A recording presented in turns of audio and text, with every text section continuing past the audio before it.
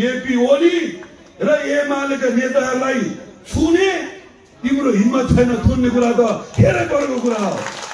छुने हिम्मत छैन र तिम्रा आयोगमा केपी ओली आएर बयान दिने दिन्छन्। केपी ओली तिम्रो आएर बयान जेपीको ठुलो बाउ ओमप्रकाश अर्यालले सुनिमा लिनुपर्छ र भ्रष्टाचारको आहारमा डुबेको कुलमान घिसिङ अहिले भर्खरै पनि 43 करोड नेपाली सम्पत्तिलाई घोटाला गरेर भारतमा तोकेको मूल्यभन्दा बढी अन्तर्देशीय ट्रान्समिसन लाइनको सम्झौता गरेर फर्केको भ्रष्टाचारको नाइकेले यसको जिम्मा लिनुपर्छ। यो कुरा स्पष्ट पार्नको लागि हामी तपाईको सामु आएका छौं। अहिले पनि जेनजी नामका केही विदेशी दलालहरूको हामी भाषा सुन्दैछौँ। उनीहरू भन्दैछन् हाम्रो स्वार्थ पुरा नभए चुनाव हुन दिन्न। उनीहरू भन्दैछन् केपी ओली रमेश लेखकलाई गिरफ्तार गर्नुपर्छ। उनीहरू भन्दैछन् नेताहरूलाई जेल हालेपछि मात्रै निर्वाचन गर्नुपर्छ।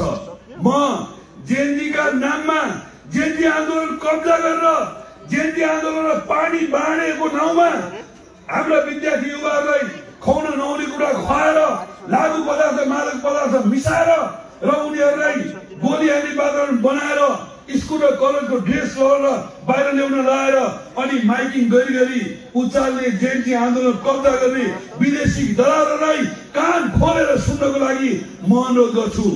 केपी ओली र एमालेका नेताहरूलाई छुने तिम्रो हिम्मत छैन। थुन्ने कुरा त धेरै परको कुरा हो।